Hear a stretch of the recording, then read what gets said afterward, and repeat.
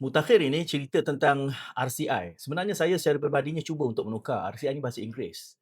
Kita ada istilah bahasa Melayunya iaitu Suruhanjaya Siasatan Diraja SSD. Tapi kalau kita mengkempenkan episod ni dengan SSD, ramai yang tak Hmm. cakna. Apa Lambat benda sikit tu sampai. Ha. Suara dah keluar dah tetamu saya.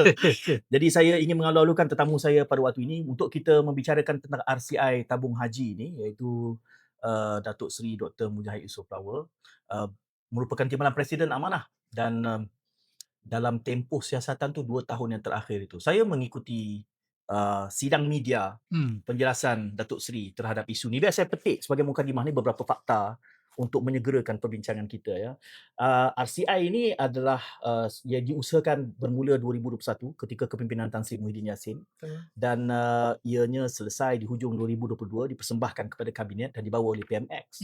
Cuma kemudiannya dikategorikan sebagai OSA dengan alasan bahawa untuk menjaga image institusi Islami dan juga supaya tidak berlaku panic withdrawal. Lebih kurang itu gambarannya.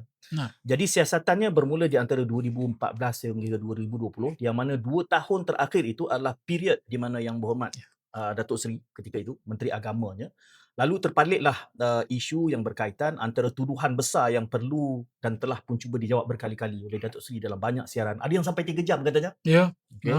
Saya tak tahu selama mana kita boleh bertahan malam ini. Pertamanya, tuduhan bahawa aset tabung haji dijual. Kemudian yang kedua adalah tabung haji dikawal oleh bukan Islam. Khususnya merujuk kepada Menteri Kewangan ketika itu kerana aset itu diletakkan di bawah Menteri Kewangan ketika itu adalah Lim Guat Eng. Dan juga menarik untuk kita sebut di dalam perbincangan ini, berikutan itu timbullah saman menyaman. Datuk Seri menyaman, Datuk Seri juga disaman. Menariknya adalah kedua-duanya kita anggap sebagai menang. Satu, bagaimana yang menyaman itu menarik balik kenyataan dan yang disaman itu menang dalam konteks itu. Jadi banyak isu yang ingin kita cuba tekuni dan lihat semula. Saya lihat Datuk Seri sudah tampil dalam banyak episod siaran-siaran yang lain. Untuk kita cuba melihat siapa yang sebenarnya merosakkan dan siapa yang sebenarnya cuba menyelamatkan. Jadi Datuk Seri hadir di sini pada waktu ini dalam kerangka ini. Cuma ada banyak pandangan yang merentik daripada itu. Pertamanya mungkin kita sentuh kenapa isu RCIT ini kembali menghangat dalam episod ini sekarang. Iyalah, siri tabung haji ini ataupun isu tabung haji ini macam saya katalah, dia telah merengkam di dalam masalah yang sangat kritikal. Dan semasa saya menjadi pembangkang dulu, tahun 2014, kami menerima satu surat daripada Gubernur Bank Negara, ZT, di mana di dalam surat itu secara khusus bulan Disember, tak silap saya 2015, memberikan sedikit reminder atau ingatan kepada tabung haji yang ditulis kepada pengerusi dia tentang betapa kena berhati-hati sebab sewaktu hibah dikeluarkan 2014 untuk tahun kewangan 2014, dia bila tahun kewangan 2014 lah dia akan keluarkan. Dia punya aset sudah berkurangan berbanding dengan tanggungan sebanyak lebih kurang 1 bilion. So dia bagi warning supaya jangan ulangi perkara ini. Tiba-tiba untuk tahun 2015 punya tahun kewangan, perkara yang sama berulang. Dan dia berlanjutan kepada kemuncaknya ialah tahun 2017, di mana pada Februari 2018 untuk tahun kewangan 2017 dikeluarkan dividen pada kadar 6.7%. Agak tinggi itu. Dan lebih membimbangkan, waktu itu jurang antara liabilities dan juga aset telah melebihi 4.2 bilion. Jadi saya ambil alih tahun 2018, maknanya tahun kewangan 2017 itu kita menunggu dia punya audit report yang keluar pada Oktober 2018. Dari situ kami meneliti dan kami melihat ada beberapa perkara yang sangat-sangat berbahaya kepada tabung haji. yang tidak diambil satu langkah sebelumnya, di mana saya kata bermula pada Disember 2015, surat itulah yang membuka atau mendedahkan satu permasalahan. Okey. Waktu menjadi pembangkang, kita menegur dan tapi oleh kerana kita tak ada akses, Okey. jadi kita hanya boleh mengagak-ngagak begitu. Tapi ketika saya ambil alih pada tahun 2018, apabila laporan audit 2017 telah diterbitkan yang berada di atas meja ahli parlimen, sebelumnya kami telah membuat sedikit penelitian. Ada dua dia panggil emphasis of matter. EOM dia panggil. Emphasis of matter itu, Syed, adalah merupakan satu amaran atau conditional approval. Means to say, I approve you, but you look into this matter. Itu sebagai emphasis of matter. Dua benda yang disebut adalah tentang nilai rosok ataupun dipanggil impairment policy telah berubah 3 kali dalam setahun itu untuk mereka menyiapkan dia punya tahun akhir atau akhir tahun kewangan mereka.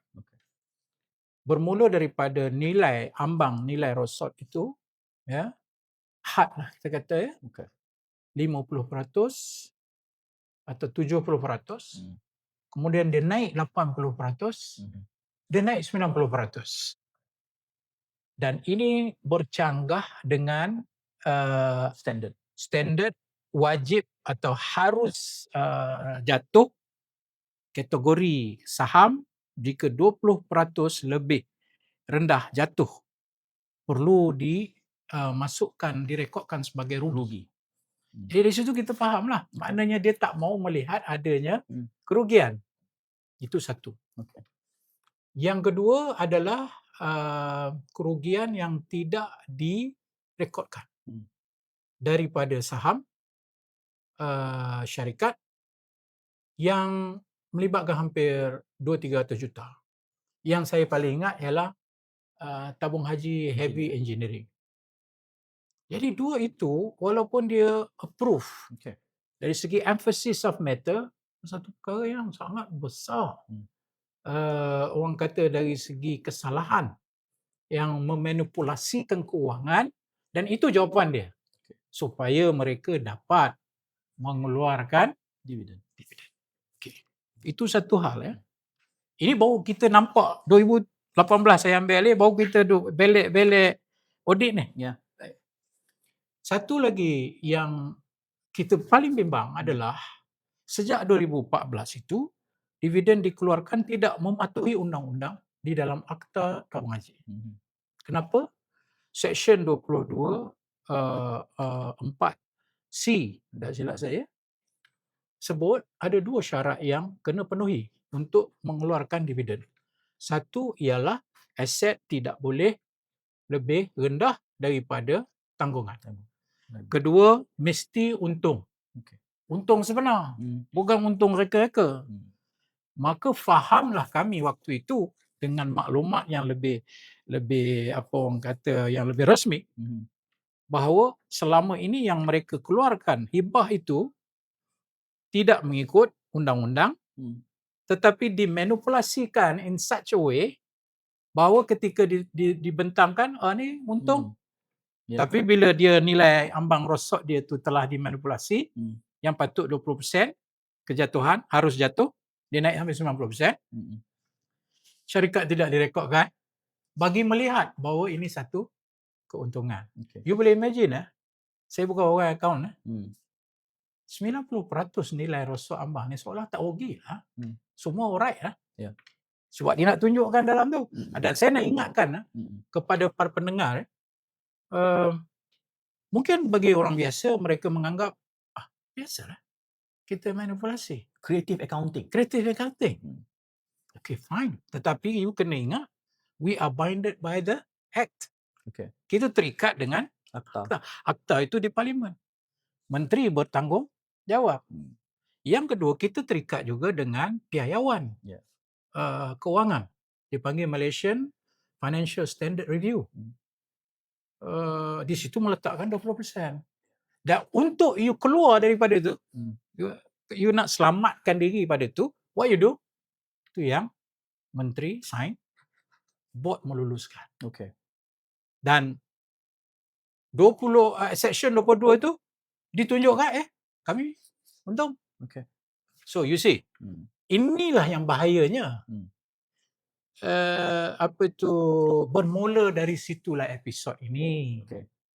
Jikalau tidak didedahkan pada zaman saya, maka akan sweep under the Carpet. baik. Satu lagi, kami ni, zaman saya lah saya mengambil sikap yang sangat berhati-hati, cautious, sebab kita tak nak terburu-buru. Jadi kalau di luar sana orang menyatakan zaman saya tu kita terburu-buru nak dedahkan, tidak. Kami ada satu mekanisme lain untuk kita mengabsahkan betul atau tidak emphasis of matter yang disebut oleh audit 2017. So kita lantik PricewaterhouseCoopers zaman saya dan Ernst & Young. Tujuannya apa? PricewaterhouseCoopers akan melihat tabung haji induk secara menyeluruh. Ernst & Young akan melihat anak-anak syarikat, dan kita compare notes yang ada dengan laporan audit. Sampai tahap tu Syed, kita tak ada suka-suka. Orang akan kata ini sebab mujahid lah, dia suka-suka nak mendedahkan. No, this is being very professional. So kita buat comparison untuk pengabsahan. Betul tak yang dia kata ini? Amat mengejutkan apabila kita mendapati dalam penemuan kajian itu bahawa, dan PwC ni bukan arahan kami dalam konteks ianya tertakluk pada kami, dia adalah badan bebas. Kita minta dia buat investigatif punya accounting. Apa yang menambahkan lagi, kita kata mengukuhkan lagi bahawa tabung haji perlu kepada satu pemulihan yang besar, comprehensive turnaround. Kita dapati gap 4 bilion. 4.2 billion. Bypass Waterhouse. Yes. Kedua, kita dapati bahawa syarikat-syarikat tertentu di dalam anak syarikat tidak membayar untung kepada induk. Dan syarikat-syarikat tertentu juga gagal untuk melunaskan hutang di sebalik keuntungan yang dibuat. Dan mengesahkan lagi isu yang saya sebut tadi, iaitu mengesahkan lagi bahawa syarikat-syarikat yang tidak dikategorikan atau didaftarkan sebagai syarikat yang rugi, baik saham, baik syarikat, didapati benar di dalam PricewaterhouseCoopers ini. So saya tanya kepada Syed, kalau Syed menteri lah waktu itu, Yang Berhormat Syed Munawir, apa anda akan buat? I have many choices kan? Satu choice, just sweep under the carpet. Let's say everything is okay. Right? Let's go and do our business as usual. Okay. Number 2, saya akan mendedahkan apa yang berlaku mengikut fakta. Tapi sekadar mendedahkan itu tidak mencukupi. Apa solusi kita? Inilah brave decision yang saya terpaksa. Inilah keputusan yang agak, bagi saya dalam hidup saya, family itu lain kan. Tapi yang melihat kepada kepentingan orang ramai, kepentingan, boleh saya ulang, 9.7 million pendeposita. Muslim, 100%. Aset waktu itu dalam 70.4 billion. Kita kendalikan 30,000 orang untuk melakukan jemaah haji. Apa saya nak buat dengan amanah ini? Dan dalam akta dia tulis, Menteri Agama adalah menteri yang bertanggungjawab. Dia tak sebut menteri Jabatan Perdana Menteri, dia sebut agama. Ini pun satu hal saya pelik, orang duk kata ni Lim Guan Eng. Lim Guan Eng tak buat apa. Sebab dia hanya sebagai SPV. Nanti saya cerita sebab SPV. Boring sikit lah malam ni kita cerita bab ni Tapi kalau orang nak dengar 3 jam, no problem. Benda baik ni selalu je saya tak kacau. Itu dia. So Itu semua under Okey. Menteri Agama. Tak kisahlah waktu itu kalau Syed Munawar, Menteri Agama, samalah. Syekh Umar Menteri Agama lah. Maknanya tak ada, it's an institution. It's not Mujahid Yusof as an individual. So saya renung balik. Semua chairman, CEO datang jumpa, dia tanya, "It's your call, sir." Tunggu aja. Okey. What is your stand? Hmm. You want to just keep it as it is? Saya balik, saya solat dulu. Ini decision istikharah. Ini 9.7 ni belakang saya ni. Ya. Nama tabung haji ni bukan nama kecil. Apa jadi kalau aku dedahkan? Jatuhkah reputasi dia? Apa jadi kalau aku dedahkan? Berlaku panik. Apa jadi kalau aku dedahkan? Orang dah tak percaya kepada tabung haji. Makcik-makcik di kampung Parit Muntak nak pergi ke haji, melihat ini ke tabung haji. Itu dalam kepala saya, tak tidur malam.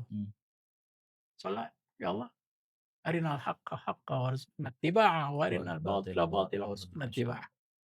Tunjukkanlah kami yang benar supaya kami ada kekuatan untuk ikut dia.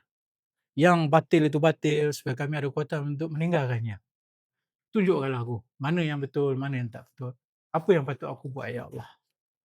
Alhamdulillah, lepas daripada itu, timbul rasa satu ketenangan bahawa aku kena dedahkan. Tapi dengan syarat. Cari solusi. Bukan sekadar Jadi dedah. pesalah. Atau mencari siapa yang salah. Alright, tomorrow first thing in the morning, sir, okay? What's your call, sir? Beginilah saya kata. Anda semua profesional. Saya seorang Pak Menteri yang lulusan siasat syariah. Bukan orang account, bukan orang korporat. I wouldn't know the details and the technicals. Tapi saya tahu satu benda bahawa aku perlu beramanah. Saya tahu satu benda bahawa I know I will be unpopular. Saya tak akan jadi orang yang tidak popular. I know, maknanya saya daripada awal saya tahu saya akan kena maki. Bukan saya tak tahu. I know people will curse me for whatever yang I did expose in it. I said, you give that to me. I will take the bullet. Apa saja yang orang maki saya, orang kata kat saya, parti saya, kerajaan saya waktu itu, you don't have to answer. Let me endure all this. Okay, your part. I said, your part, be professional.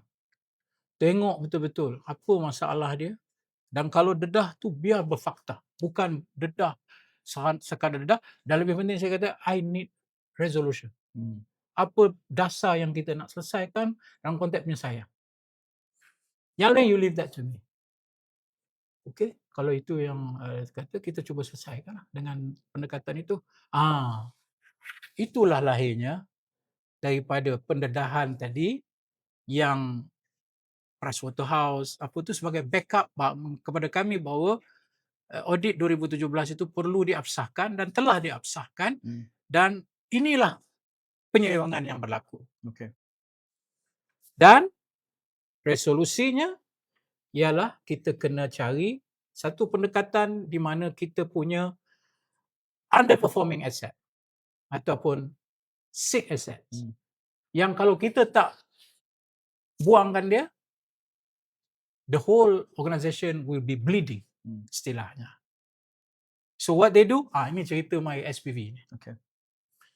Mungkin orang tanya, mana idea My SPV untuk buat tabung haji? Sebenarnya model dia sudah pun dilaksanakan sebelum ni, iaitu modal harta. Modal harta. Ingat tak dulu kes non-performing loan. Bank-bank yang kita tak boleh bayar waktu itu atas sebab ekonomi, jadi bank suffer. Dana harta. Modal dana harta. So kebetulan Datuk Seri Zukri adalah orang yang behind, the brain behind, dan dia sekarang adalah CEO tabung haji. So dia kata, sir, from my experience, this is the best way out. Kita cut all the underperforming assets dan yang perform, kita gegarkan. But that leaves me one question. Saya kata, kalau begitu, tak fulfill 2 syarat, macam mana kita nak bayar? Hibah. Saya kena bayar hibah 2019, akhir tahun kewangan 2018. Apa saya nak bayar? Okay, let us think about it. Saya kata, please, saya kata, biarlah orang maki saya rendah mana pun, tapi jangan tak bayar. Okay. Orang kampung duk fikir dia. Bayarlah. Dia dah simpan lama nak pergi haji. Dia naklah duit dia tu menambah sikit. Yeah. Okay, we work it out. Maka lahirlah nilai yang underperforming asset semua itu ialah 9.7 bilion. Yang harga sebenar dia. Okay. Dah jatuh dah. Nilai dia jadi 9.7 billion. Carve out. Carve out, you throw to the market, siapa pun tak nak beli. It's a loss. Okay, so what we do? Kerajaan. This is where, ini adalah peranan kita bawa ke kabinet. Okay? Bukan Gua Eng yang bawa ke kabinet. Menteri Agama yang bawa. Kenapa Gua Eng nak kena bawa? Bukan dia punya portfolio. Tetapi, dia diperlukan untuk kita menggunakan SPV sebagai satu vehicle yang nama dia pun Special Purpose Vehicle, syarikat bertujuan khas. Kita tak panggil SBK kan, kita panggil SPV kan. Macam RCI tadi. Tadi yang Melayu apa? SSD. Orang tengok tak faham SSD ni sistem apa pula ni? Cukai baru. Statutory Declaration dalam konteks politik. SD. SPV ya? Ya. Kita kata saya explain dalam kabinet. Of course dengan help tamu haji. Selalu bila kabinet ada benda-benda besar daripada agensi dia, kita panggil dia punya ni untuk bentang. So tiga kementerian yang terlibat. Satu, kita Jabatan Perdana Menteri daripada Menteri Agama yang own the project. Yang kedua adalah Kementerian Kewangan yang diperlukan untuk SPV. Dan yang tiga, Kementerian Ekonomi yang melihat secara umum the whole economic situation. Maka diputuskanlah bahawa dengan apa yang dibentangkan oleh Menteri Agama, kalau tidak dibuat sesuatu, nombor satu, hibah tak boleh bayar tahun tu. Lagi mengamuk lah. Mungkin berlaku pemberontakan besar. Dan semua akan keluar. Ini satu saya nak beritahu, dia bukan rahsia lagi lah ya.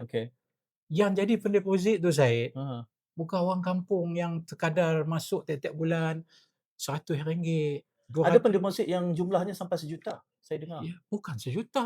Lebih daripada itu. Lebih. Simpanan dia di dalam tabung haji dia. Saya tak ada cerita lah. Okay. Nanti dalam RCI mungkin dia akan reveal lah. Okay. Kita call the big tickets. Orang yang saya ada duit 50 juta. Aku nak pergi mana? Aku simpan. Berapa? Oi, 6.7% tu 2017. Sebelum tu 6% tu. Kalau pergi bank pun tak dapat. Intervention Datuk Seri. Adakah dengan berlakunya kemelut ini, soal penyusunan semula menggunakan SPV, ketika itu ada berlaku withdrawal, berarti big ticket inilah yang telah mengakibatkan jumlah withdrawal yang besar. Boleh? Very good. That's a good question. Inilah antara yang saya minta doa kepada Allah tu. Dengan aku buat ini, kalau orang lain macam mana? It's in my knowledge that 70% of the depositors are big tickets. Only 30% yang 70%. Yes, no joke. 70%. Semua kita tahu. Tapi kita tak boleh reveal lah berapa dia. Tapi 70% ni yang masuk memang betul-betul nak melabur supaya dia dapat pulangan. Yang the rest nak pergi haji, nak pergi apa tu. Only 30%. Banyak yang disubsidikan. Disubsidiskan. Apa isu dia? So dia pergi, dia simpan pun nak pergi haji. Aku simpan di bank and they are not regulated by bank negara. So what happened? What happened is that your question. Your question. What is your question? Your question is macam mana kita buat dengan yang big tickets? Kalau dia keluar 70% ni, kalau 50% keluar, there are two issue yang we will face. One is liquidity. Because it's duit pendepositor itu adalah liabilities. Dia bukan assets, dia liabilities. Bila dia keluar, you tak ada right untuk stop him. Kalau keluar secara panik, you will have problem with liquidity. Mana dia cari duit? Yang kedua, you have problem with reputation. Dengan aset 70 billion, dengan saham, dengan apa, yang performing asset ni, Silap-silap yang tu berlari. Jatuh habis. Okey. Dan lebih penting daripada tu, Tan Sri Zeti, apa yang diingatkan kepada kita ialah supaya mengelakkan systemic Fallout. panic, Okey. fallout. Hmm. Why systemic fallout? Bila you kena liquidate your asset, Hmm. you tak ada cash. Ya. Berapa? Bilion. Kalau yang keluar tu 3 bilion, you kena bayar balik. Don't have cash. Mana you nak cari cash? Apa you kena buat? You kena liquidate your asset. Okey. Panic liquidate ni, harga kan jatuh. Hmm.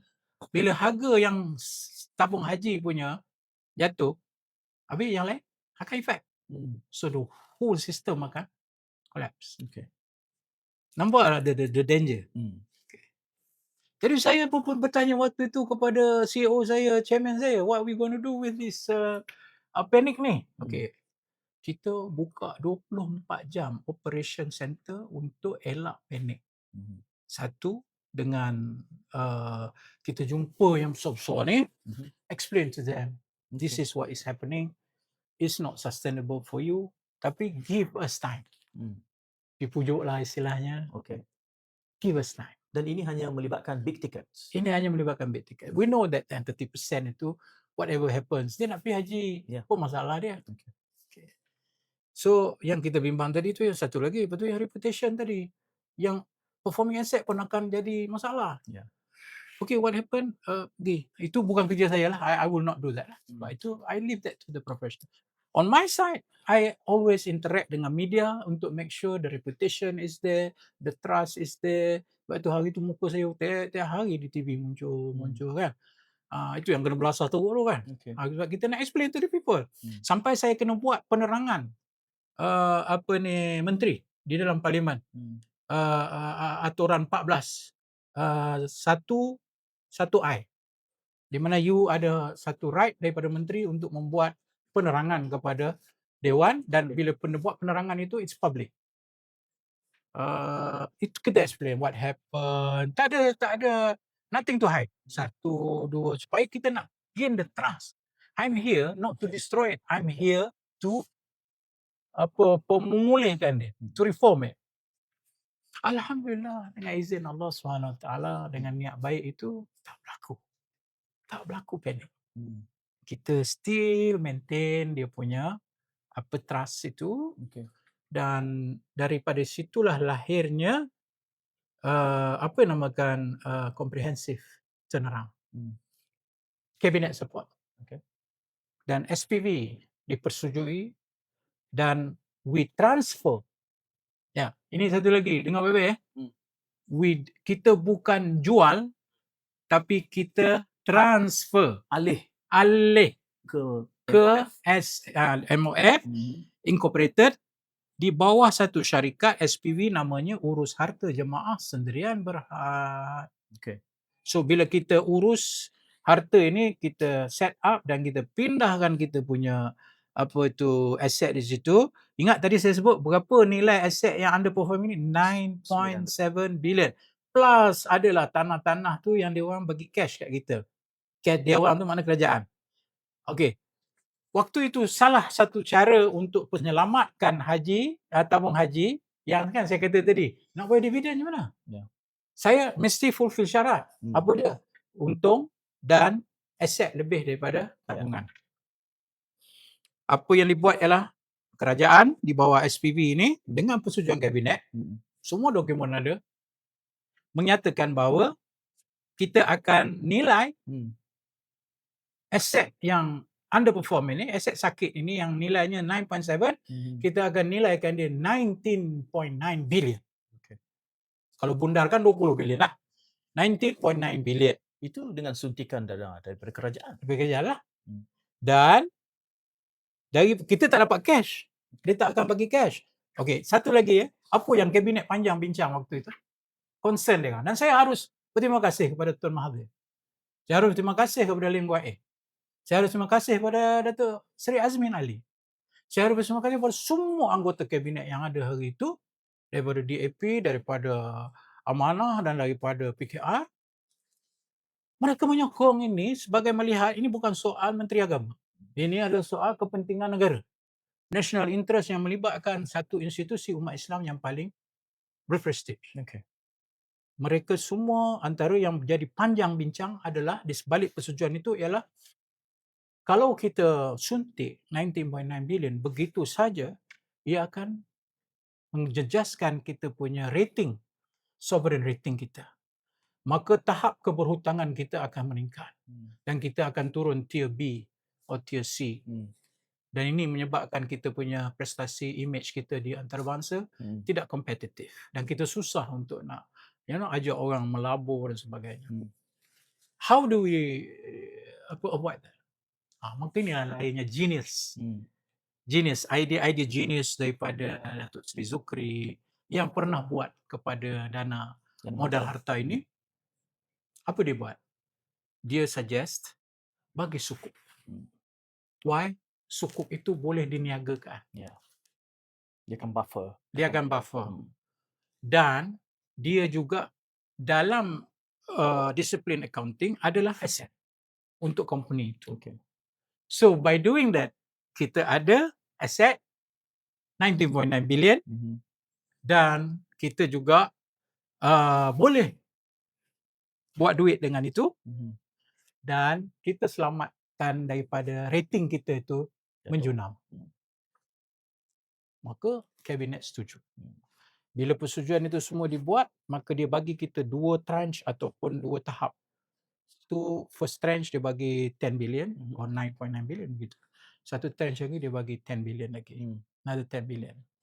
So, ini cerita yang orang maki saya. Ini cerita orang maki saya. Saya kata tadi kan dekat Said, apa pun jangan tak bagi Dividen. tapi mesti fulfill 2 Okay. kriteria. Alhamdulillah. Allah memberikan kita satu jalan keluar. Kita telah pun mengimbangi aset kita. Waktu itu 74 bilion lebih kurang aset. Dia terbalik-balik. 74 bilion kita punya aset.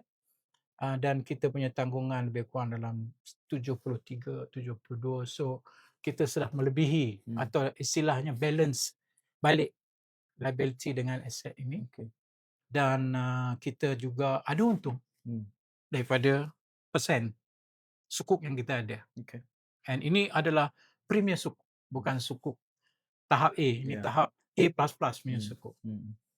Dan Alhamdulillah, kita dalam masa 6 bulan daripada 2018 tu sampailah Jun begitu, kita telah berjaya mengimbangi dalam masa 6 bulan dan kita keluarkan hibah pada tahun 2019 itu dengan kadar 1.25% pada lebih kurang 973 juta untuk 9 juta pendeposit.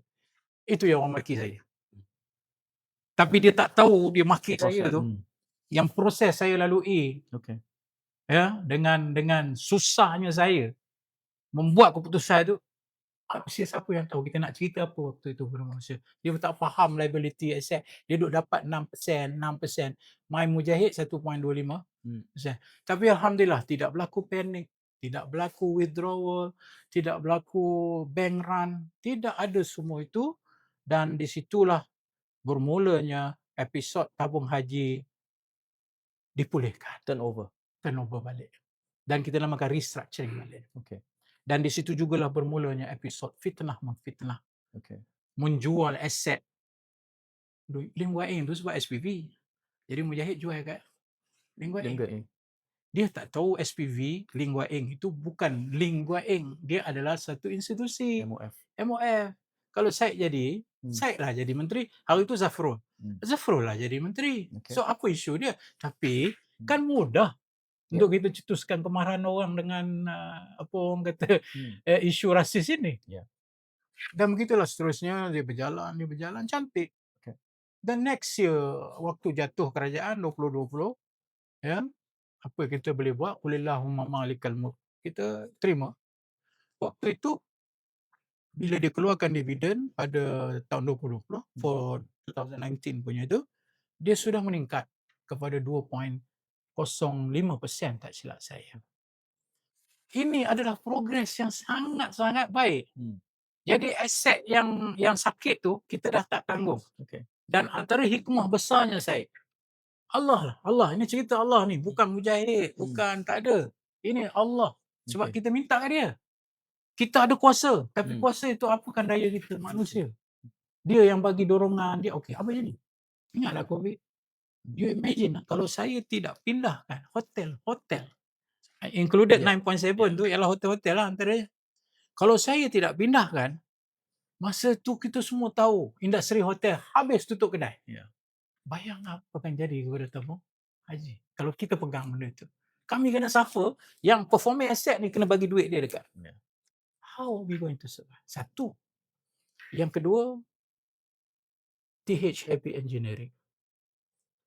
2 tahun, 3 tahun lepas kita buat pemindahan aset, TH Heavy Engineering tidak mampu untuk mengikut obligasi fiduciary bursa saham sebab dia di daftar saham. Ya, di bursa. Dia telah dikategorikan P17. 2023? Lebih no, earlier. Okey. Maksudnya 2021 je. Maksudnya bankrupt habis lah. Ya. You imagine kalau kita pegang tu. Apa yang kita kena buat? Kita akan tanggung semua masalah tu. Jadi saya bersyukur kepada Allah Subhanahu Wa Taala. Hikmah di sebalik itu, orang tak nampak, orang maki saya. Tapi orang tak nampak bila kita pindah, alihkan tu, kita dah selamat ni, tak kena dah ni. Datuk Seri, kemarahan, saya membaca senario itu dengan cuba mendalami elemen-elemen emosi. Kemarahannya adalah kerana ketika mana proses turning over itu berlangsung, dividen yang ditawarkan ketika mana Datuk Seri Menteri Agama terlalu kecil Ya. berbanding sebelum itu. Ya. Sebelum proses itu berapa peratus berbanding 6.7. Itu yang saya kata yang manipulasi 2017 tu, yang dia tukar rosot. sekadar untuk menggambarkan prestasi baik, walhal itu penipuan. Okay. Yang nilai apa tu tadi tu, apa tu rosot tu, yang sampai 90%, that was 2017. Okay. So dia keluarkanlah 6.7 masa tu pula dekat election. Ya. Ini semua menjadi instrumen politik. Orang tak tahu saya. The public doesn't know all this. Dia maki saya. Ya. Bukan emosi dah. Saja nak teringatkan balik. Saya tak buat kerja tu semua. Okay. Saya mewarisi masalah. Either saya, as I said earlier, sweep under the carpet, so saya tidak get bombasted. Dan you kena ingat, kita menang waktu itu dalam, ini politik kita tak dapat lari. Saya betul, tapi saya orang politik. Saya menang di atas politik. Duduk di situ jadi menteri. Kita menang undi Melayu sangat sedikit. Dalam 20% saja. Kita menang banyak tahun di China. Undi itulah yang akan maki kita. Can you imagine? Dah lah sikit dapat, maki lagi. Apa jadi kita punya graf waktu itu? Which is important. Dan semua ini bertolak daripada nota daripada Bank Negara. Saya mengandaikan kalau nota Bank Negara itu lewat daripada tahun itu, maka mungkin kita terlepas gateway yang ada. Disember 2015. Kalau tanya saya lah, insyaAllah saya akan tulis buku tentang dia. Tolong. Please. Ada dalam buku membumikan rahmatan lil alamin tu ada sikit cerita pasal tabung haji, tapi itu lebih menyeluruh lah. Tapi secara khusus tabung haji tu, kalau ditanya gateway tu yang kita tahu tu, inilah pintunya. Itu sebab Gubernur Bank Negara dia ada obligasi untuk dia mengingatkan, walaupun you kena ingat apa kena mengena dengan Gubernur Bank, kami tidak duduk bawah you. Ataukah sebelum itu memang sudah ada nota tetapi diabaikan? That was the first one. That was the first one. December 2015, based on 2014 punya hibah. Itu satu kemujuran yang perlu kita syukuri. Kemujuran yang kita perlu syukuri. Jadi apa berlaku? Waktu itu, kita tak duduk di dalam Bank Negara dan kita tak oblige pun. Tapi saya kata sistemik dari itu. Because dia akan efek bank lain yang ada kepentingan kerana liquidity tadi. Bila liquidity itu, kecairan aset itu dilakukan dengan panik, keseluruhan pasaran akan terjejas. Itu concern dia. Dia tak ada hak untuk nak kata stop.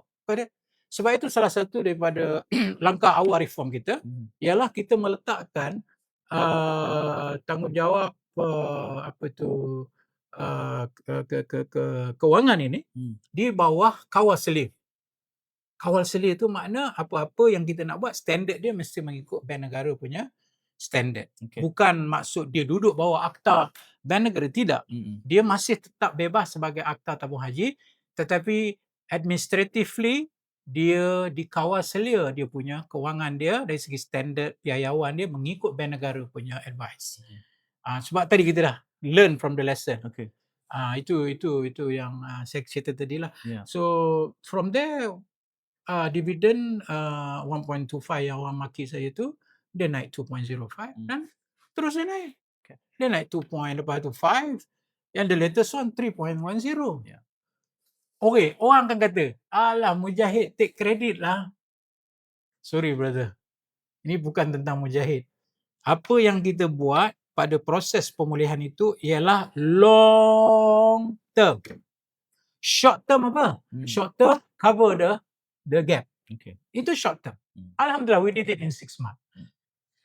The middle range term ialah reallocating the asset. Reallocating the asset, kita dah waktu itu sangat-sangat cemburu, tidak hanya melabur tetapi melihat di mana pelaburannya lebih memulangkan cepat, dan salah satunya adalah finance, Islamic finance. So situ kita tu. Dan salah satu anak syarikat kita yang berjaya dalam bank Islam.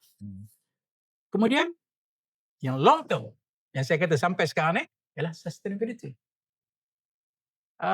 Dan saya rasa lepas itu yang mana ambil alih tabung haji, semuanya menggunakan plan kami pada tahun 2000. Antaranya apa? Kita juga menyentuh tentang isu tanggungan beban tabung haji, subsidi haji dia panggil. Subsidi haji ni macam bantuan haji lah. Okey, saya bagi contoh Dia bermula pada 2009. Apa dia punya start dia tu? You hanya ada cukup 9,980 Dah boleh pergi haji. dah boleh pergi haji. Kos waktu itu 12,000. So 2,000 from us. Itu 2009. Logik lah. Ada untung, bagilah. Tapi bila dia naik 2011, kita sedia maklum economically, kos tidak akan kekal kerana cost of living, cost of fuel, cost of transport, cost of houses, yang hotels yang kita rent di Saudi. So kita punya beyond our control. Cost of living Saudi meningkat. Maka pada setiap tahun kenaikan 5%, 10%. Dia tak jadilah 12,000. Zaman saya 2018 22,000. So berapa yang tabung haji bayar? Daripada 9,000 kita bundarkan 10,000. Kalau 20,000 bermakna tabung haji bayar 12,000. I pay more than you pay.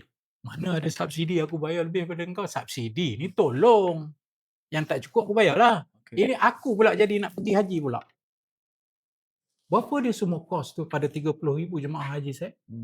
It cost us about 385 million.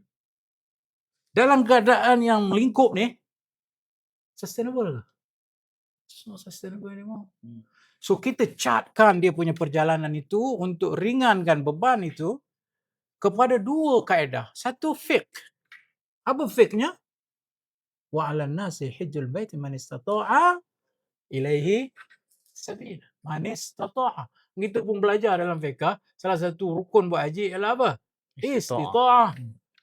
Istita'ah tu sama ada kesihatan, sama ada istita'ah tu perjalanan itu selamat, dan duit. Ulama dulu dia kata duit ni maknanya ginilah. Engkau boleh pergi haji, tapi anak bini kau kat rumah boleh hidup sampai kau balik.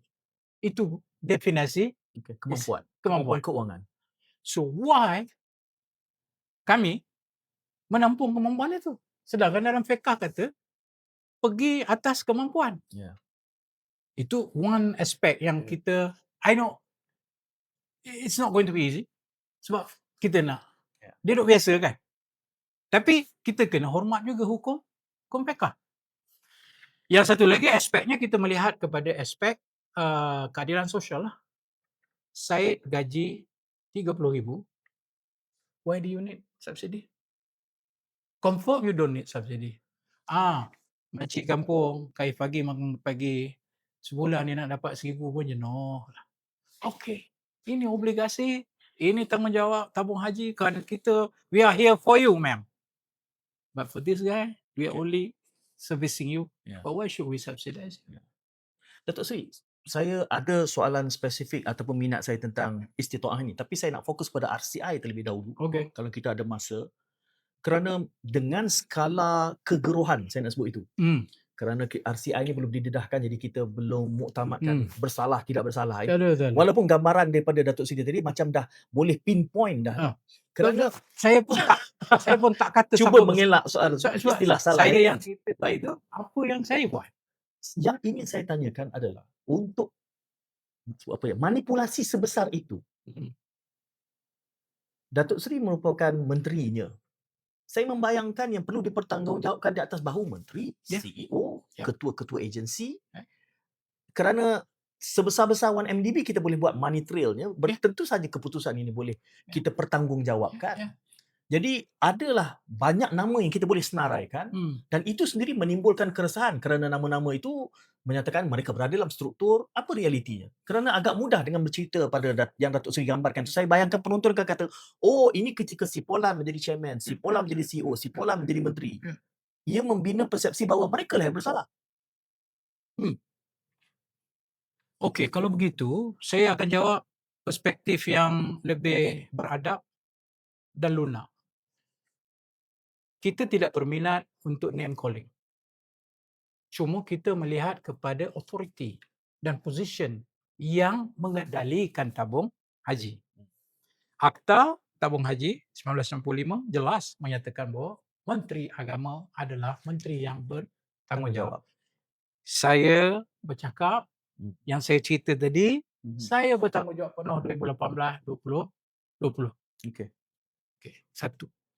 Yang kedua, yang akan menandatangani apa sahaja kelulusan besar adalah menteri. So bayang, one stroke of a pen akan mengubahkan segala-galanya. Termasuklah, ingatlah saya kata tadi, nilai ambang, nilai rosot. Dia tak boleh buat, nanti dia pun takut, kita pandai-pandai ni.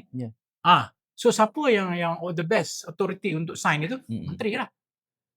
Kalau zaman saya hari itu, saya lah sign. Tentu ada tata kelolanya menentukan limits of authority, siapa yang boleh membenarkan. Itu agak jelas bukan? Berarti kita boleh menuding terus. Itulah. Saya pun, kalau saya ada authority, tapi saya guided by law. Bukan guided by my instinct. So, contoh, kalau saya nak sign, ini tak boleh ni. Katalah menteri tak tahu. Saya mana tahu. Saya siasat syariah. Saya bukan accountant. Tapi siapa penasihat dia? Siapa chairman? Siapa dia punya CEO? Siapa board? He said, sir, you cannot do this, sir. Kalau you buat, sir, this is against the standard. Tapi kalau reveal benda ni, all of us will be involved. Saya imagine begitulah. Tapi apa yang berlaku di dalam bilik menteri atau di bilik tabung haji itu, saya tak ada. Saya tak tahu. Tapi macam saya bagi contoh. Saya bagi contoh. Isu transfer of asset. Transfer asset. Okey, bincang kabinet bla bla. Dia mesti ada kontrak. Dia mesti ada kontrak dengan UJSB dia. Siapa yang sign? Menteri lah. Menteri as an institution. Kebetulan Allah izin waktu itu Dr. Mujahid. Terus saya sign lah. Saya sign itu di atas saya dah check dengan penasihat, TCO, dengan chairman, dengan board. Ini dia punya clause. Salah satu clause dia ialah first right of refusal. First right of refusal means kalau UJSB dah rehabilitate the assets, dah membangunkan balik aset tu, nilai dia dah naik di pasaran, dia nak jual, dia kena tanya kita dulu. Why is that? Sebab kita nak pastikan supaya aset itu tidak jatuh ke tangan orang dengan mudah. Di pasaran dengan mudah. Ditanya kita dulu. Kalau saya kata, no, we don't want this. Because kami ada masalah. Okay, baru dia pergi ke pasaran. Itu contoh-contoh kuasa. So, bila saya sign, saya tengok semua tu. Setelah di-approve oleh dia orang dan saya 2-3 kali tanya balik apa semua kontrak ni yang 19.7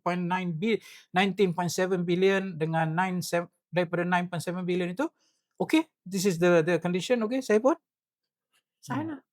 Sebab itu, saya sign dengan conscious, sebab tu saya boleh jawab hari ni. Datuk Seri ada penonton yang bertanya, Nordi, Hmm. tanya kepada doktor kenapa semasa UJSB diserahkan kepada tabung haji, kenapa ia tidak diaudit? Bukan diteraskan pada tabung haji. Hmm. UJSB itu adalah SPV di bawah SPV di MOF. bawah MOF. So dia ada dia punya own accounting. Baik. Dan kalau Nodi bertanya, benda itu memang ada laporan. Dia panggil laporan anak syarikat di dalam menteri incorporated.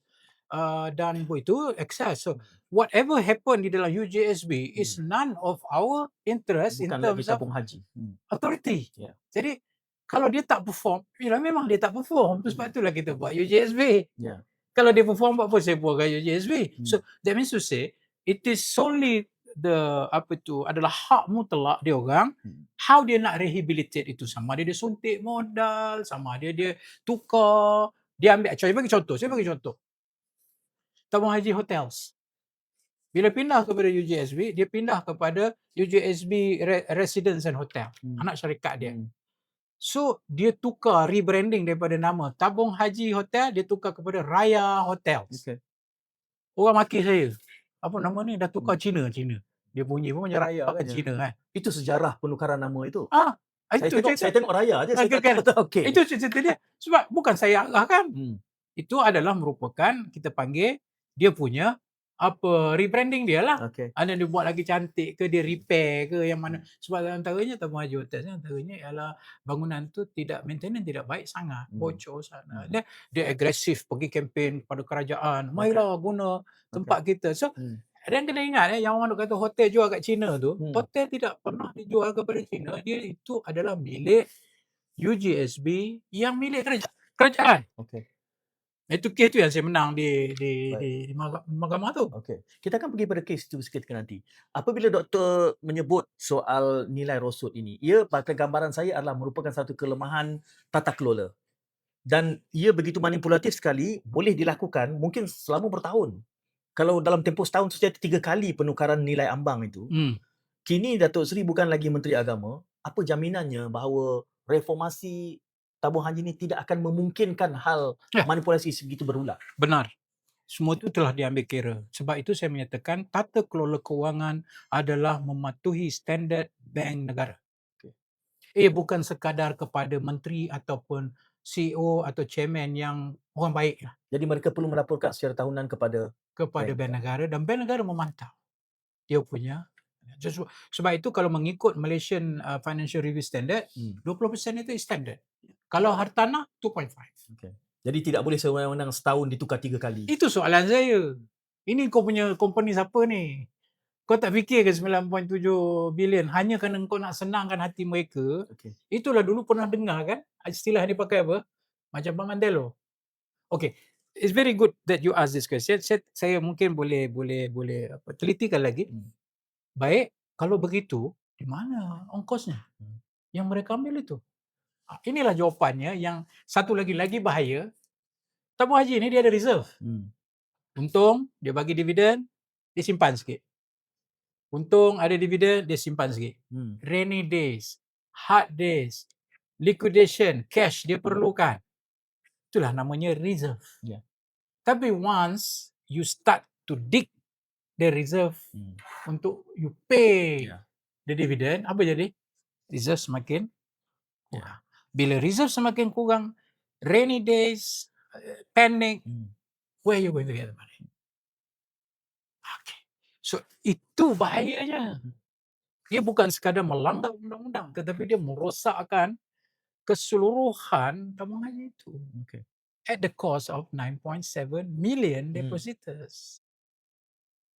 Itu sudah. Ada tuduhan yang saya nak bawa di sini sebab di Azran TED menyebut spesifik 2018, katanya penyata kewangan 2018 tidak disclose total liabilities. Saya tidak pasti ini mungkin satu tuduhan atau apa. 2018 kami ambil alih, waktu itu berlakunya proses penstrukturan. Okay. Bila berlaku proses penstrukturan, you kena halt. Hentikan. Dia panggil menghentikan sementara. Rumah you dah huru-hara. You kena halt. Kalau you teruskan, macam mana dia nak tulis ni? Adakah itu standard prosedur ataupun Itulah standard procedure dia. Sebab kita minta bagi ruang kat Hmm. kami. Kalau you insist on reporting, okey. it is what you get lah. It's not from us pun. Kami mewarisi apa yang ada. Hmm. Kalau benda itu berjalan lancar, tak ada hal, saya just take over, business as usual. You take the report lah, hujung tutup kewangan 2018, tutup lah. So, masa kami habis tu 2018, gap yang saya sebut 4.1 was 2017. Hmm. By year end 2017. Saya ambil 2018, waktu hujung dalam Oktober tu, dia sudah jadi 10 billion. Itu yang PMX sebut kan, 10 billion kan? 10 billion losses. Nah, so 2018 was almost impossible to get all the details dengan 10 billion punya gap itu. So kalau dia still, kata tolong kalau saya ada magic wand, saya check, selesai. Hmm. Tapi it clearly shows dalam proses itu selama 6 bulan daripada tahun 2018 tu, selama 6 bulan tu dengan sukuknya masuk apa semua, kita dah balance up. Tapi dia masih dalam proses pemulihan. Okay. So yang si Azran tanya ini, only 2019 dia keluarkan. Okay. Dia, maksudnya dia keluarkan pada hujung 2019. Lambat sikit sebab dia nak ni, apa orang kata, nak proseskan semua. So kalau kata tak keluar, tak betul lah. Only 2018, 2019 Proses baru. halt itu. Proses halt itu Baik. 2019 baru keluar. Dan untuk 2019, 2020 yang keluar. Setakat kefahaman saya, Azran, tak ada yang kita tak keluarkan 2018. Ada, cuma lambat. Okay. Ya, ada cuma lambat. Cuma proses itu waktu tu saya ingat pada tahun 2020 Februari I'm normal. Yeah. Cuma yang saya remember waktu itu saya sign kan, setiap kalau audit untuk tu menteri akan sign. Saya sign untuk 2018 punya yang keluar lewat. Sedangkan by February 2020 I'm gone. Okay. Jadi tak betul mainan itu, memang saya dah jawab dalam debat itu. Baik, dengan mendengar apa penjelasan Datuk Seri berikan ini, saya membayangkan 33-34 juta rakyat Malaysia ni kalau disusun, antara ramai-ramai lebih 30 juta ni, yang paling berminat perlu melihat RCITH ni didedahkan adalah Mujahid Yusuf Rawal. Of course. Of course. Okay, saya harus tambah ya. Isu RCI ni memang jujurnya sejak saya ambil alih pada tahun 2018, dia orang dah bising. Bila proses pemulihan itu dibuat, dia orang bising saya jual, dia orang kata ni apa semua. Okey. Lepas tu antara desakannya, buatlah RCI. Buatlah RCI. Saya rumah saya ni baru repair, tiba-tiba dia nak suruh buat RCI. Jadi bagi saya waktu itu, ijtihad saya waktu itu, tak perlu RCI. Kita dah ada 2017 punya report, kita dah ada PwC punya report, kita dah ada Ernst & Young punya report. Itulah kalau, and it is made public pun. Yeah. Bukan kita semuanya, itu made public pun. Saya punya PC pada tahun 2018, ingat Oktober, betul tak ingat lah. Saya punya PC, kita semua kita letak dah atas meja tu. Bacalah. Kalau you suruh I buat RCI waktu itu, apa dia? Apa yang, you want answer yang you kata jual-jual, takkan menjawab benda tu. So, saya memang ijtihad waktu itu tak perlu. Dan kabinet pun rasa tak perlu. Hanya bila pasca Sheraton berlaku, desakan itu bukan dari saya. Desakan itu datang daripada PAS. Kerana dia desak itu sebab dia nak buktikan saya jual. Okay. Dia nak buktikan saya telah mismanage the tabungan. At least that's what politically I see that perspektif lah. Mungkin saya tak betul lah. Tapi waktu itu apakan daya saya, dan saya oleh kerana saya tidak ada apa-apa kepentingan, okeylah, buatlah. I pun nak tahu I buat salah ke tak salah. Hanya tahun macam you kata tadi, tahun 2021 tu baru realise adanya RCI yang terdiri daripada anggota panel yang profesional dan bebas, dan 2022 2022 keluar. Waktu itu Anwar Ibrahim jadi Perdana Menteri, dia paksa bentang ke kabinet dan diluluskan. Cuma di OSA atas kepentingan tadi. Datuk Seri setuju dengan pertimbangan di OSA kan atas kepentingan institusi? Di pribadi, Okay. bagi saya pribadi saya tidak mewakili apa-apa pandangan. Bukan parti bahkan. Bukan parti bahkan. Bagi saya secara pribadi, tidak ada isu proses pemulihan sedang berlaku sebab proses pemulihan sudah berlaku daripada tahun 2018. Proses turnover sudah complete. Sudah complete. Yang I kata fasa tu, Jadi ini masa yang sesuai kalau ingin didedahkan RCI tu. there's no issue. Okay. And face the music lah. Hmm. Saya kena ingat para penonton, saya cakap ni, saya bukan defending diri saya. Saya tak tahu bila dia buka RCI dia kata Mujahid masalah. Okay, I face it. I will defend lah. Di mana salahnya. Tapi setakat yang saya tahu, semua yang kita cakap ni Okay. telah pun dibentangkan kepada panel dengan dokumen yang disahkan, diperakui. So bagi saya, apa yang saya cakap ni, itulah yang saya cakap. Jadi, dan mereka akan buat penilaian secara profesional dan dia tak boleh melihat itu sebagai melihat hanya 2018, 2020, bahkan 2018, 2020 adalah implikasi kepada 2014, 2017. Jadi antara lainnya di dalam Facebook, dalam media sosial mengatakan, oh zaman Mujahid lah, teruk dia kata. Dulu kita enjoy dividen begini-begini. Sekarang dividen tengok 1.25, kemudian paling tinggi pun dia naik 3.10. Hey, wait a minute. Pasal itulah masalahnya. Ya. Itulah masalah besarnya yang kau duk seronok dapat 4%, 6.7% adalah kerana tidak mengikut undang-undang, tidak patuh kepada akta. Orang biasa tak tahu, tapi dari segi perspektif korporat, kalau you tak hormat your own akta, why should I invest in you? Habislah kita yang reputasi tadi. So salah satu reputasi syarikat ialah apa? Menghormati undang-undang. Kan besar kesan tu kita reform tu. Jadi sekarang ni tak timbul dah. Kita dah follow dah dia punya akta. Yang kedua mereka kata, kos tabung haji. Zaman dulu kita bayar 9,000 saja. Sekarang tengok 31. Now it's I think 33, 35,000. Kita kena bayar tinggi. Yalah. Kita kan inflasi. You tak boleh sama kos 2009, 2019 dengan after COVID pula tu. Dan kos ini bukan ditentukan oleh TH. TH tidak ada apa kena-mengena. Cuma kita absorb beban itu dengan bagi bantu haji. Okay. Oleh kerana kita kata, mengikut fiqah, kalau you mampu, kenapa saya kena bagi gayu? Fiqah. Sebab itu you punya tanggungjawab peribadi. I cuma tolong orang yang tak mampu, dia tunggu 20 tahun pun dia tak mampu. Ini ada isu macam kota yang panjang. You imagine kalau you daftar, you kena tunggu 120 tahun. Allah bagi rezeki panjang umur, pergilah kau. Kalau tidak, tak apalah, ada niat baik. That was also been solved ataupun been tackled dalam masa saya jadi. Kami tengok semua kan namanya komprehensif. Bukan sekadar dividen, tapi tengok semua. Contoh pentadbiran. Dulu, kalau you nak repair apa-apa di peringkat negeri atau di peringkat cawangan, tempat tu saja yang akan tentukan. Dia Cost. punya manager ke apa, dialah yang akan luluskan. Dan di situ juga berlaku satu bentuk culas dalam mengendalikannya. Kalau 10,000 dia cas 40,000. Kita kata no more. Semua kelulusan mesti sampai ke federal. Kita jadi federalism sikit lah. Semua mesti datang kepada kita. Itu part of the kita kata reform. Satu lagi, semua chairman sampai ke board no political. No politician. Tidak ada orang politik di dalam pentadbiran.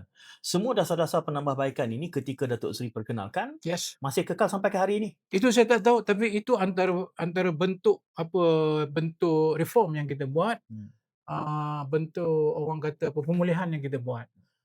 Reform yang orang kata kita fail to reform. We have already started that 2018. Semua yang duduk situ semua profesional. Dan orang kata lagi yang kita reform ialah queue. Queue panjang. How do we do that? Banyak cara dan saya tak tahu sama ada fully been accomplished ataupun applied. Salah satu padanya ialah kita tahu tabung haji ni lahir-lahir anak daftar tabung haji. So you imagine you pergi haji, budak baru 15 tahun dah boleh pergi haji, you yang daftar masa umur 40 tahun tak boleh pergi haji lagi contohnya. Unfair. So there must be a cap. Okey. of age. Baik. Umur berapa tahun baru boleh Baik. jadi kita cut dah Ya. dia punya queue. Second, rayuan. Hmm. Boleh rayu, tak ada masalah. Hmm. Tapi rayuan you kena bayar full. Orang marah, "Kenapa I have to pay full? I tak dapat subsidi ke?" Hmm. Tengoklah, kalau you bukan masa you, Hmm. tapi you nak pergi, kami bagi kat you dengan syarat you bayar Okey. full. Tapi kalau you susah betul, Hmm. umur 70, you susah, then dengan kami punya adalah kena isi borang apa, Okey. you still get. Jadi maksudnya, kenapa saya tahu benda tu semua? Saya dah tak duduk dah, saya dah tinggal daripada 20. Because that was what our plan was. Baik. Sebab tu orang kata, Zahid ni sudah-sudahlah. Dia dah habis tinggal. Bukan sudah-sudahlah. 2018 itulah hari ni yang jadi Kesannya. kesan perjalanan dia sampai hari ni. Ya. Dan aset sudah pulih, Aset meningkat dah 25 pulih bilion. dan apa sebagainya. Datuk Seri, saya misalnya tadi bercakap soal isi ta'ah, pada hemat saya tidaklah pandai, tapi dalam hal ini bagi saya selama ianya disubsidikan maka ia belum tak capai ke tahap syar'i lagi. Tapi itu persoalan yang mungkin kita bawa dalam episod yang lain. Saya nak bincang tentang timing kerana ada yang menganggap bahawa hal ini berbangkit semula apabila inti RCI ni dipetik semasa kempen Johor. Dan hari ini ia kembali bangkit untuk dibentangkan dan dibincangkan dalam kabinet kerana ia dipersenjatakan. It's being weaponized against UMNO. Saya petik di sini, ya. Nur Hisham sebut betul sebab PMX nak protect UMNO kan. Dan Adi pula mengata ada hikmahnya 2018 BN tumbang. Barulah rakyat boleh tahu macam-macam kepincangan rupa-rupanya berlaku. Siapa kata ni? Yang pertama tadi Nur Hisham, yang kedua adalah Adi. Dia memberi gambaran bahawa Kabinet Mutakhir ini nak bincang semula kerana kita sedang menuju ke arah PRN Negeri Sembilan.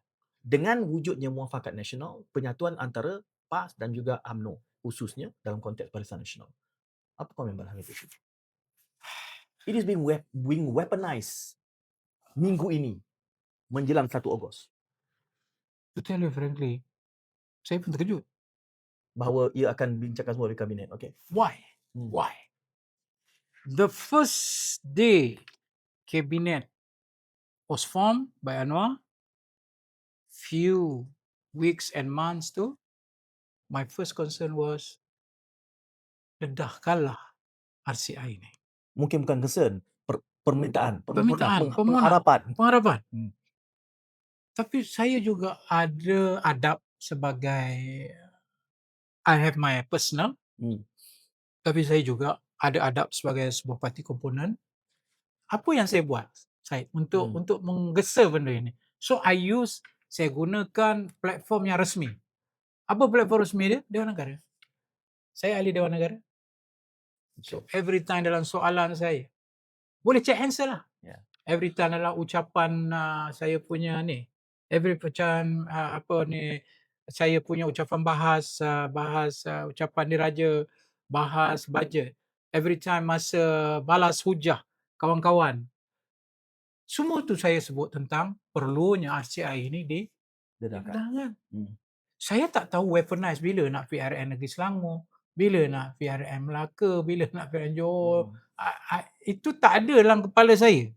Dalam kepala saya, oleh kerana 2018 dengan 2020 itu telah dihujani dengan fitnah yang begitu besar, walaupun saya menang di mahkamah dalam kes tabung haji ini, sama ada saya menyaman atau saya disaman, menang in terms that orang yang saya saman itu tarik balik, dan orang yang menyaman saya, saman dia kalah, maknanya tak valid.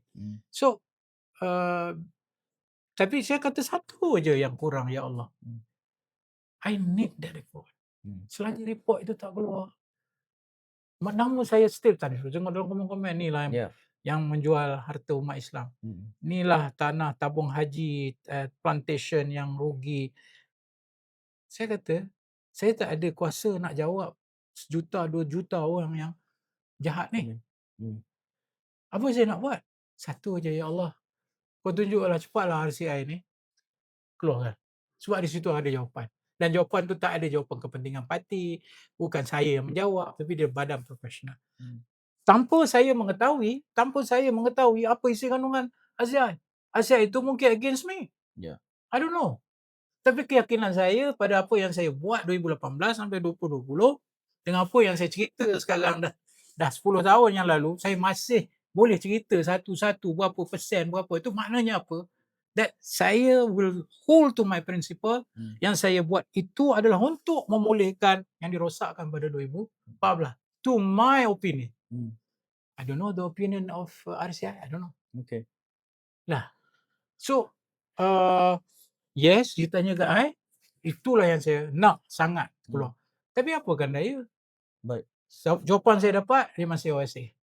Dia masih OSA. Dia masih, tiba-tiba, Hari ini timbul semula bahawa ia mungkin dibuka. jadi timbul tu kerana saya lah, pada perspektif saya, timbul tu kerana PRN ke, timbul tu kerana berlaku ke hari ni BN dengan PH dah tak Itu ngam. immaterial. It's material for me. Concern saya lebih besar. Baik.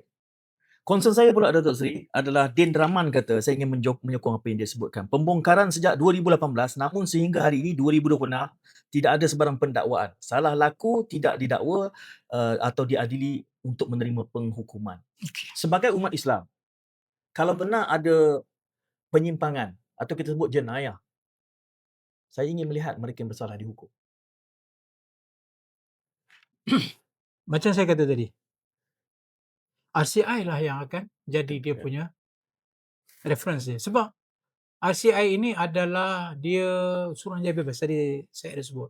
Dia tak ada siapa kepentingan. Dia bawa tuanku. Yang Pertua Agong yang sign. Siap sama tuanku yang sign. Semua itu ada legal implication yang sangat-sangat kuat. Bermakna, saya sebagai mujahid, sekadar saya nak mendakwa orang fitnah saya jual aset lah apa, itu saya pribadi. Saya tak mewakili Tabung Haji. Tapi bila saya menggunakan RCI sebagai hujahan saya di mahkamah dan boleh can be used against you di mahkamah, dan there is another story. Although, walau bagaimanapun, saya tidak berminat semua itu serahlah kepada rakyat. Baca, tengok, siapa yang bertanggungjawab untuk manipulasi nilai rosot ambang nilai rosot? Saya tak tahu. Siapa yang tak daftar kerugian dalam tabung haji? Siapa yang sign keluarkan hibah walaupun tak ikut akta? Maknanya you melanggar akta. Melanggar akta adalah hukum dia. Siapa yang menyalahgunakan saham-saham yang memang rugi pada awal? Tengoklah siapa. Siapa yang dah tahu dah rugi, you beli juga syarikat tu. It's not my question. Saya rasa ramai sekali dalam senarai ni. Itu saya I'm not interested. Saya interested kerana saya umat Islam. Saya rasa ini satu tanggungjawab besar dalam konteks kita amar makruf nahi mungkar. Okey, saya nak supaya share. tidak berulang. Saya nak share satu lagi. Dapatan. Okey. Ada satu plantation ketika dia report kepada board. Ni maklumat saya menteri, saya kena tahulah. Kan? Dia report kepada board 70% plantable. 30% ialah tanah apa dia panggil pit yang Paya. pit soil. Paya. How? Oh, kita dah buat kajian, kita dah apa semua. Being reported in the board. Tapi bila pi turun tengok lepas tu, terbalik. 30% saja yang plantable. 70% yang pit soil. Okey, apa implikasi dia? Syed, you akan menghasilkan production yang tak ikut you punya projection. Rugilah. Siapa kena tanggung? Plantation kena tanggung. Plantation tak boleh tanggung, induk kena tanggung. Bila induk kena tanggung, kesan tak kepada dividen? Kesan. Tapi you bayar juga. Macam mana ni? I leave that to the public. It's to that degree. Yeah. Then you akan question, kalau begitu, berlakulah pembohongan kepada board. Dan board tak pergi double check ke? Atau ada siapa yang berkepentingan di situ untuk dapat commission? Sepanjang 2 tahun Datuk Seri menjadi menteri, kalau mendapati ada salah laku di peringkat pentadbiran ini, apakah mereka masih berada dalam sistem yang sama ataupun sudah sekurang-kurangnya sudah dibuat tindakan agar mereka tidak lagi terlibat Ya. dalam konteks tata kelola seperti yang Datuk Seri sebutkan. Antara Dan mungkin saya sambung sedikit soalan itu, selepas 2020 apabila Datuk Seri bukan lagi menteri, apakah ada dengar, saya tidak boleh mempertanggungjawabkan kepada Datuk Seri lagi apabila sudah tidak lagi memegang jawatan itu. Tetapi ada tadi beberapa komen yang mengatakan bahawa menyebut 6 jahanam, memberikan gambaran bahawa orang yang mungkin perpetrators, pelakunya sebenarnya masih ada dalam sistem tabung haji. Semasa saya ambil alih, antara isu yang concern saya ialah saya tak mahu ada perpetrators ini yang memang kita sudah tahu siapa perpetrators itu dari dalaman. Itu daripada kita punya SB dalaman kita. Okay. They report to me. Yang new leadership ni, they report to me. So what do we do with them? Waktu itu kita ambil tindakan, cold storage kan dia orang. That's the best thing to do. You pecat ke pusat lagi dia dakwa apa semua. Cold storage kan dia. You do your job. Sebab kau tidak diganggu. Bahkan I suspect. I kata suspect ya. Ini tak ada legal implication apa ya. Bocor-bocor semua cerita-cerita fitnah ni dari lubang-lubang gelap ni lah. Okay. Bocorkan kepada Saitro. Contoh, jual ke China. Orang Saitro tak tahu apa. Tapi jual ke China itu bila kata Guan Eng, dia tak tahu Guan Eng itu bukannya institusi. Dia hanya individu. Tapi itu je. Ini lain ni. Ni dah transfer aset ni. Dia tak cerita jual apa transfer. Dia kata ni dah jual. So these are the information yang pada orang yang tu dia bagi kepada yang bawah-bawah ni. Itu yang keluar tu. Jual ke China. Jual ke itu. Dan kadang-kadang bila kita check. Ini macam maklumat. Sulit lah. Belum kita declare lagi. Saya bagi contoh yang bukan zaman saya. Yang rebranding ni. Yang zaman sekarang. Rebranding. Belum ada keputusan lagi. Masih board punya meeting. Dah mature. Is it? So di dalam tabung haji itu sendiri ada daulah terpendam. Ada daulah terpendam yang menjadi balaci dan barua-barua yang nak gunakan maklumat-maklumat untuk menjatuhkan reputasi kerajaan. Saya assume saya tak ada fakta. Saya tak ada siapa. Dan saya tak suka name calling anyway. Tapi yes, wujud. Apa yang kita boleh buat pada itu? Put them aside. Let the new people run. Sebab bila you dah lama situ, you tahu all the lubang, all the corners, apa, this way you manipulate everything. And being a menteri, I can understand. Saya bukan jaga tabung haji, saya ke 17 agensi. Semua saya nak kena jaga. So, takkanlah saya nak pergi check tengok satu. Yang kedua, pegawai ni bagus. Kadang-kadang dia main, YB Menteri. Kadang tak apalah, saya bagi YB Menteri punya program di kawasan. Kami bagi 20,000 program apa ni, social, corporate, apa tu? CSR kami, corporate social punya ni. Saya bayangkan itu office politik. Saya nak bawa office politik ni, saya mungkin sudah boleh kita sebut membudaya lah agaknya. Cuma kita bawa kepada yang bukan office politik ini. Kerana isu ini juga dipolitikkan oleh parti-parti politik untuk apa juga tujuan, pastinya untuk memancing undi. Termasuklah beberapa pemain-pemain politik daripada Parti UMNO yang cuba menggambarkan bahawa there is a problem during Mujahid's era. How do you respond to that? What problem?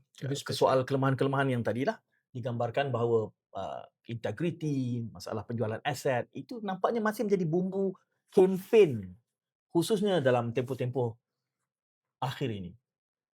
Saya pun tak tahu saya ni jahat di mana. Saya jahat. Saya anggap begini je. Orang yang cuba nak buat baik, tentu saja ada orang yang memusuhi. Seperti mana PMX mengatakan bahawa bila memerangi rasuah, kartel takkan suka. Kerana begini saya gambarkan. Betul. Kalaulah Datuk Seri cuba menggambarkan kelemahan-kelemahan pentadbiran sebelumnya, tetapi orang yang sebenarnya terpukul ataupun memegang portfolio itu, kenapa dia tidak memberikan jawapan balasnya? Saya tak boleh menjawab bagi pihak saya tahu, saya cuma menyebutkan. Saya setahu saya lah, Menteri lain saya tak tahu. Saya tak boleh talk on their behalf. Menteri, maksud saya, antara ucapan awal saya dengan tamu haji. Dia bila jadi menteri ni, of course lah, you ada you punya ucapan sulung kepada semua agensi. Agensi. Itu sebuah rahmatan lil alamin, yang mana tak betul kita betulkan. Tapi saya juga berjumpa agensi ni. So itulah salah satu pertemuan awal saya dengan tamu haji. Apa saya cakap? Dan boleh tanya orang tamu haji, betul lah saya cakap tu. Saya kata, saya ni menteri yang tak makan bodek. Kau bodek lah aku macam mana pun, aku tak makan bodek. Dan kau tak perlu bodek aku. Kerana aku datang di sini untuk membetuli, spesifik sebab isu tabu haji, untuk membetuli. Dan saya tahu keputusan saya ni adalah keputusan tidak popular. Tapi saya menyeru kepada anda semua. In fact, I remember that day when I spoke. Saya menangis. Apa saya kata? Fikirlah 9 juta orang yang ni. Tak apalah yang kaya-kaya tu. Fikirlah makcik-makcik kampung nak pergi haji. Fikirlah dia orang simpan. Macam mana dia orang nak pergi haji, susah, simpan duit bawah bantal. Hujung minggu pergi pekan payah buntak, RM10. Simpan lagi padi. Tak menjadi tahun tu. Tak boleh simpan. Berpuluh tahun dia simpan nak pergi haji. Tolonglah saya kata. Apa jadi pun. Bayangkan makcik-makcik, pakcik-pakcik tu. Dia nak pergi haji macam mana? Dan you memegang amanah tu, saya kata. So jangan jadikan penyelewengan itu sebagai satu yang kamu normalisasikan. Tapi jadikanlah amanah kepada mereka yang nak pergi haji ini. I remember saya ni orang susah menangis ke hati. Yang itu saya nangis. Bukan saya menangis untuk saya. Saya boleh cakap tu, saya bayang Paya Buntak, saya bayang sana, saya bayang sini kat Kedah, Corok Tok Kun, saya bayang kat Jolon. And saya tahu. Kenapa saya tahu? Ini ramai orang tak tahu sisi saya. Keluarga saya adalah Syekh Haji. Keluarga saya Syekh Haji. Yang terkenal dulu Syekh Amin Rawah. Syekh Ahmad Lamfung. Dia kahwin dengan makcik saya. Dan kedai ayah saya di Achin Street yang menjadi dia orang panggil mini Jeddah. Keluarga saya, tok saya, ya, dia jadi orang yang menyambut tetamu yang datang dari Kedah, dari apa, tidur di rumah dia. Kami masak, kontrak masak, keluarga saya bagi rumah menginap, siapkan transport nak pergi ke port. Itulah Syekh Haji. My family. Takkan saya tak tahu peritnya orang pergi haji. Saya tak tahu. Ini orang banyak tak tahu. Memang Mujahid tahu apa? Saya datang daripada keluarga yang buat Syekh Haji. Kedai arwah ayah saya itulah yang dia orang beli semua keperluan-keperluan dia. Kursus dulu mana ada kursus haji. Masjid arwah tu lah, tuan masjid Lebuh Aceh tu lah. Itulah tempat mereka buat kursus. Beli buku di kedai ayah saya. Beli bak ihram apa, ada kedai-kedai di tepi-tepi tu. Saya masih ingat waktu musim haji macam 1 pekan. Jadi jangan kata saya tak tahu bab haji. I come from that. Tok saya yang jadi jemaah haji yang sebelum pergi ke Mekah, Syekh Amin Rawah datang daripada Mekah, berbulan duduk. Siapa yang simpan duit orang yang pergi haji ketika di Malaysia tu? Arwah ayah saya. Cash. Peti besar kat kedai ayah. Lepas tu Syekh Amin Rawah nak pergi, Syekh Amin Rawah kata tak apalah. Yang duit-duit lebih ni Haji Yusof. Khali ma'ak. Simpan dengan kau. Mara ligat lagi. Mereka aku datang nanti. Lagi. Apa tu? Trust. Bukan duit. Cash. Ada yang datang merayu, saya tak cukup. Tuan Haji banyak ni, sikit lagi duit tak ada. Arwah ayah. Saya tak tahu. Tapi bila saya berjumpa dengan dia punya keturunan, dia punya cucu cicit yang kawan pergi haji minta ni, dia kata, Tok Wan saya selalu cerita pasal ayah. Awak? Saya pun, ayah saya awak. Dia kata kalau ayah tak bagilah duit, dia tak fee. Dan bukan seorang. Berpuluh orang. Don't talk to me about haji. Don't talk to me about amanah.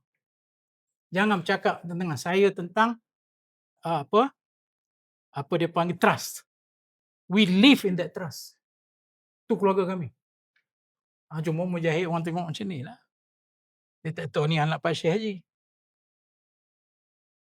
Itu cerita dia. Jadi sebab itu kalau tabung haji is not about kerana saya ini adalah menteri yang bertanggungjawab, yes. Tapi the emotional attachment daripada family generation itu, ya, is in my blood. Syekh Amin Rawah siapa tak kenal? Syekh Ahmad Lampung siapa tak kenal? Anak dia sana, Syekh Saleh Rawah, Syekh Jamil Rawah. Kalau pergi ke Rawah family itu, itulah family kami itu sekarang. Jadi maknanya connection saya dengan Mekah ni jangan pandang kecil lah. Datuk Seri, banyak kita bicarakan dan banyak penjelasan yang saya Itu kira, emosi lah ya, emosi. ada keperluannya sebab saya melihat ni ya, Izu Salam dia menyebutkan di sini sampai sekarang kalau sebut Doktor / Ustaz Mujahid, oh si penjual tabung haji itu ke? Ya. Dan itu masih melata Betul. sampai ke hari ini. Ya. Bererti fitnah yang dilemparkan itu sangat berbekas Benar. dan lama. Benar. Apakah dengan pendedahan ini akan boleh melunturkan sedikit gambaran buruk terhadap Datuk Seri ini? Saya rasa itu adalah sebahagian daripada resume kerja saya lah. Itu resume lah. RCI ni bukan wahyu pun. Ya. Jadi kalau wahyu turun pun, ada tak orang tengok Muhammad lebih baik? Tak juga. So let it be. Ya. Let it be. Biarkanlah. Akhirnya orang juga akan tahu. Akhirnya juga orang akan, manusia ni ada dua. Sebab itu doa kita, Allahumma arinal haqqa haqqan, warzuqna tibah. Takat ya Allah tunjuk kalau aku yang benar itu benar juga. Ya benar, itu betul. Satu lagi, warzuqna tibah. Bagi kami rezeki. Bagi kami kekuatan untuk ikut dia. How many people yang know the truth but never follow the truth? How many people know the falsehood but never follow the falsehood? Or never stop from falsehood? So bagi saya lah. So saya risau pasal saya lah saya. Ya. Itu resume yang ditulis catat oleh malaikat, mudah-mudahan lah. So saya tak kisah. Saya rasa itu sangat perlu kita alu-alukan kerana akhirnya hidup kita ni sentiasa diuji dan semua ini adalah merupakan sebahagian daripada yang bakal memberatkan lagi timbangan kita nanti, mudah-mudahan di sana. Datuk Seri, Amin. terima kasih kerana sudi bersama kami. Lebih Habis sejam. Kita dah sejam. Oh. Yang pentingnya nanti Saya ingat kita 3 jam tadi. saya banyak soalan berkait tentang pengurusan haji itu. Kita akan perdalamkan lagi dalam episod akan datang. Terima kasih kerana kesetiaan anda. Assalamualaikum. Salam berbahagia lagi.